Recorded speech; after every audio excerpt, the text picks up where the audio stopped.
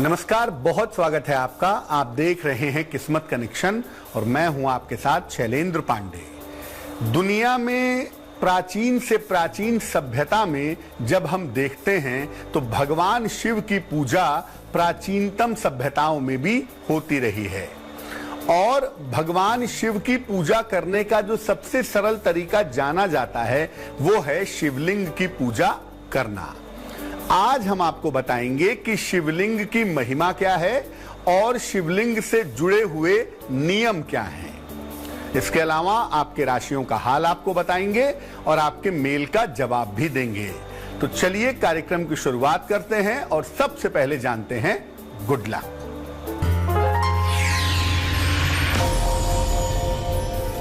सावन में एक बरगद का पौधा जरूर लगाइए।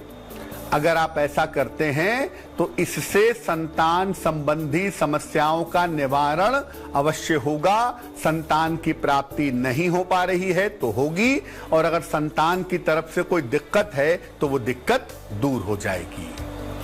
सबसे पहले जानते हैं कि शिवलिंग की महिमा क्या है। देखिए, शिवलिंग को भगवान शिव का निराकार स्वरूप माना जाता है और शिव पूजा में इसकी सर्वाधिक मान्यता बताई जाती है। शिवलिंग में शिव और शक्ति यानी शिव और पार्वती दोनों ही समाहित होते हैं। शिवलिंग की उपासना करने से दोनों की उपासना संपूर्ण हो जाती है।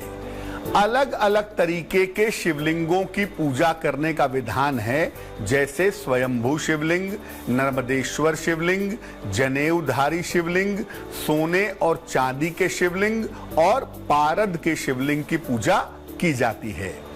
स्वयंभू शिवलिंग जो स्वयं जमीन से प्रकट होता है, इसकी पूजा सबसे ज्यादा महत्वपूर्ण भी होती है और सबसे ज्यादा फलदायी भी होती है।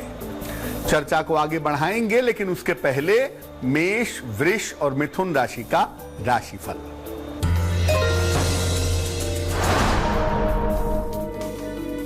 मेष राशि, संतान की उन्नति होगी, धन का लाभ होगा, दिन भर दौड़ भाग रहेगी। शुभ रंग पीला और भाग्य होगा 70%।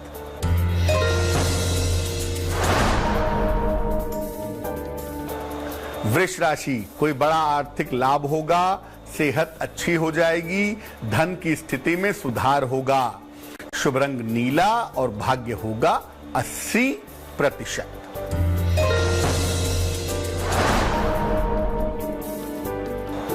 मिथुन राशि, धन की स्थिति में सुधार होगा, स्थान परिवर्तन हो सकता है, परिवार का खूब सहयोग मिलेगा। शुभ रंग फिरोजी और भाग्य होगा 75%। अब ये जानते हैं कि शिवलिंग की महत्वपूर्ण बातें क्या हैं और इसकी स्थापना के नियम क्या हैं। देखिए, शिवलिंग की पूजा उपासना शिव पूजा में सबसे ज्यादा महत्वपूर्ण होती है। शिवलिंग घर में अलग तरह से स्थापित होता है और मंदिर में अलग तरीके से स्थापित होता है। शिवलिंग कहीं भी स्थापित हो, उसकी वेदी का मुंह यानी चारों तरफ की जो वेदी है उसका जो मुंह होता है, अगला हिस्सा होता है, वो उत्तर दिशा की तरफ होना चाहिए। घर में स्थापित किया जाने वाला शिवलिंग बहुत ज्यादा बड़ा नहीं होना चाहिए, अधिक से अधिक 12 अंगुल का या 6 इंच का हो सकता है।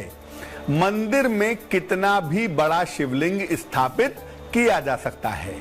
विशेष उद्देश्यों के लिए, कामनाओं की प्राप्ति के लिए पार्थिव शिवलिंग बनाकर भी उसकी पूजा की जाती है। कर्क, सिंह और कन्या राशि वालों का वक्त कैसा है, आइए जानते हैं।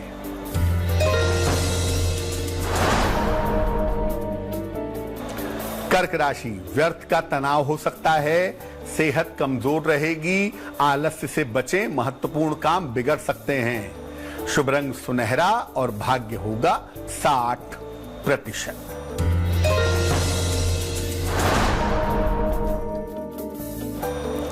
सिंह राशि, काम का दबाव बढ़ा हुआ रहेगा, मान सम्मान उपहार की प्राप्ति होगी, रोजगार और परिवार में संतुलन बनाए रखें। शुभ रंग लाल और भाग्य होगा 70%।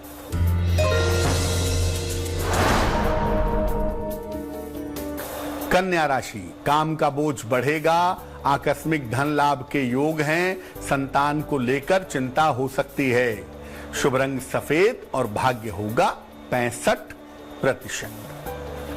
चर्चा को आगे बढ़ाएंगे, लेकिन इसके पहले आपके सवाल का जवाब जान लेते हैं। पल्लवी देवनाथ ने हमें सवाल लिखा है, पश्चिम बंगाल से लिखती हैं ये। जन्म की तारीख है 5 जून 1986, जन्म का समय शाम को 5:35, जन्म का स्थान है दुर्गापुर, पश्चिम बंगाल।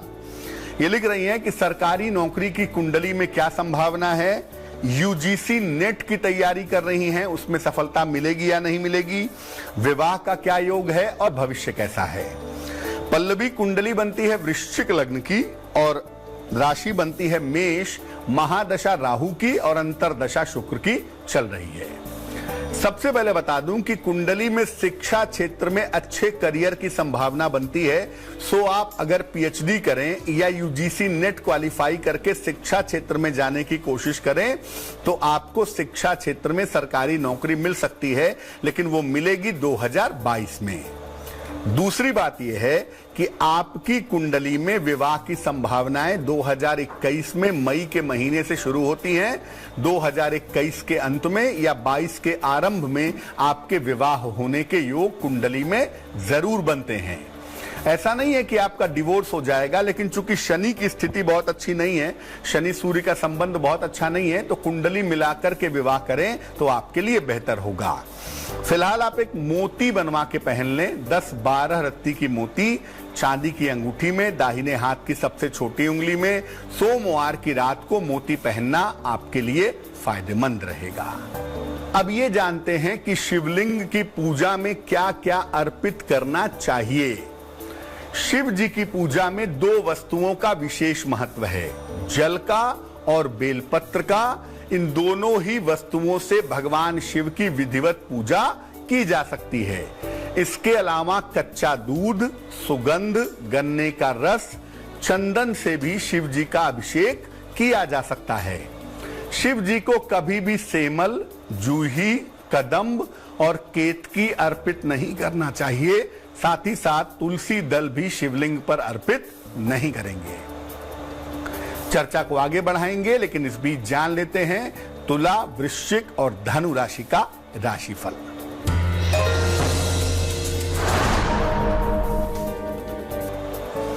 तुला राशि, करियर में लाभ के योग हैं, धन की स्थिति में सुधार होगा, समय का सदुपयोग करें।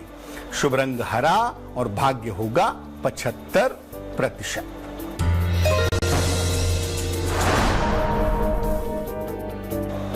वृश्चिक राशि, धन के लिए मेहनत करनी पड़ेगी, पारिवारिक दायित्व बढ़ेंगे, जल्दबाजी में काम ना करें। शुभ रंग क्रीम और भाग्य होगा 60%।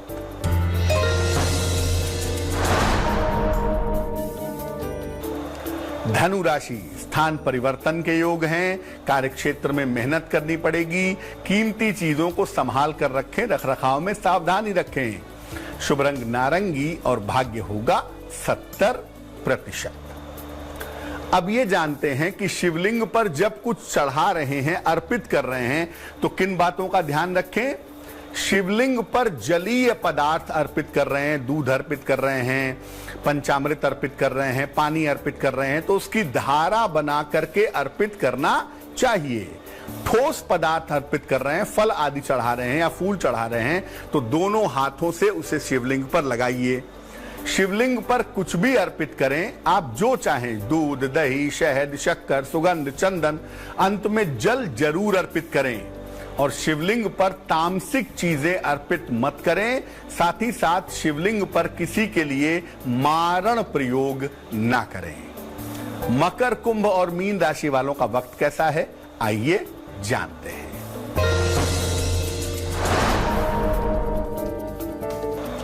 मकर राशि, करियर में कुछ लाभ के योग हैं, महत्वपूर्ण निर्णय ले सकेंगे, धन लाभ के संकेत हैं।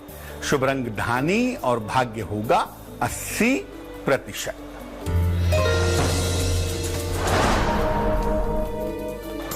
कुंभ राशि, सेहत में सुधार होगा, नौकरी में लाभ के योग हैं, शत्रु और विरोधी शांत होंगे। शुभ रंग सफेद और भाग्य होगा 90%।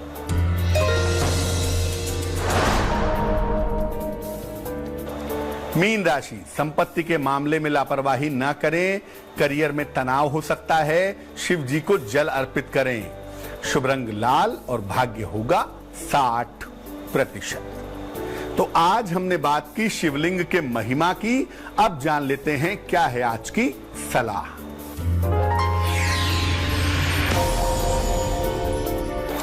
अगर कुंडली में मंगल दोष की वजह से विवाह नहीं हो पा रहा हो तो क्या करेंगे? सावन में मां गौरी की पूजा करें। जो महिलाएं हैं, बालिकाएं हैं, उन्हें रोज सुबह सिंदूर अर्पित करें। जो पुरुष हैं वो उन्हें लाल फूल अर्पित करें। सुबह शाम 108 बार ओम ह्रीं गौरिये नमः इस मंत्र का जप करें। मंगल दोष की समस्याएं समाप्त होंगी। तो आज के लिए किस्मत कनेक्शन में बस इतना ही। फिर होंगे हाजिर किसी नए विषय के साथ, आपकी समस्याओं के समाधान के साथ। तब तक के लिए मुझे दीजिए इजाजत और आगे जरूर देखिए रिश्तों की कहानी संजय सिन्हा के साथ।